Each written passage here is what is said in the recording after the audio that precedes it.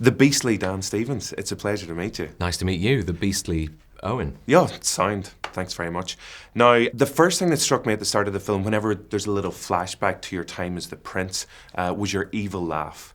And I thought everybody growing up, they're always like, I've got an evil laugh. And I thought, this is your big chance to do it on the big screen. So how do you prepare for something like that? That hadn't even occurred to me. If I'd thought of it like that, maybe I'd have done it differently. God. Yeah, I suppose that is, isn't it? It's an evil Disney laugh. There you go. Does it sound all right? It sounded wonderfully evil. Right.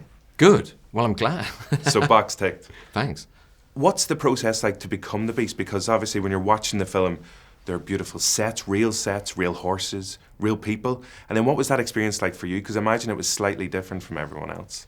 Well, there was a scene where I had to interact with a real horse as the Beast, but on my stilts, and the horse really didn't like me. I was coming towards him in these giant sort of plastic stilts and this weird sort of lycra suit, and I mean, none of us had ever seen anything like it, but the horse definitely hadn't and was not very happy. So we had to have a bit of bonding, me and Philippe, and you know, after a while we were kindred beasts. I do think Philippe is the real hero of Beauty and the Beast. Always Right. there when people need him. Yeah. Do you know, interesting fact, in France, the subtitle version, that horse, Philippe, is called Filbert.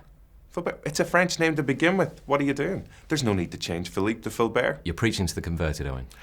In the film, both the original and the remake, the Beast gives Belle this wonderful gift of the library because she's obsessed with books. Wondering what's the most stupidly romantic thing that maybe someone has done for you?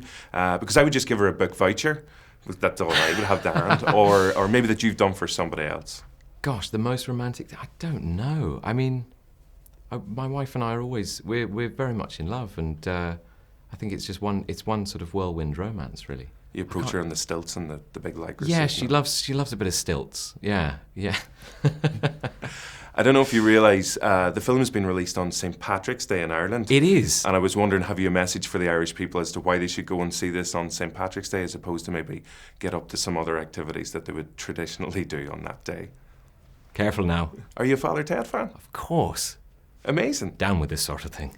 Excellent. And your Irish accent is perfect. Thanks. I've just been working in Dublin, actually. Just did a movie there and had a great time. So hi to everyone who worked on The Man Who Invented Christmas.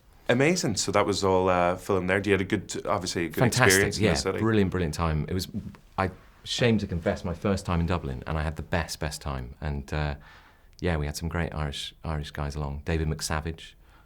Brilliant. And you actually worked with Liam Neeson a few years back. I did, in Brooklyn. Yeah, what was that experience like? That was incredible, because that was my first film after moving, to Brooklyn, and he's a gentle giant. I was one of our favourite films, and our audience's favourite films from the past few years is The Guest. So will you just please make a sequel to The Guest? I hope so, one day. Yeah, we'll see what happens. Anything is possible with that character. But yeah, I'm really glad you enjoyed it. Because there was talk of maybe it becoming a TV series as well, or? I mean, there's talk of all sorts of things becoming TV series now. But yeah, Adam Wingard is someone I definitely want to work with again. So that could be an option anyway. Definitely, yeah. I've always had, since seeing the film, one question.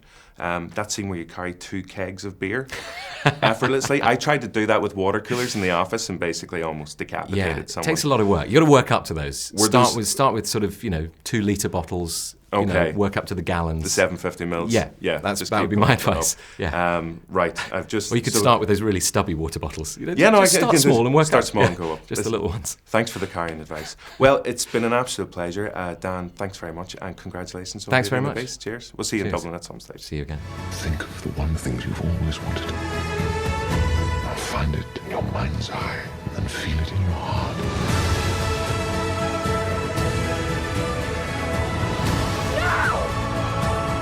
Don't be afraid. I'm not afraid.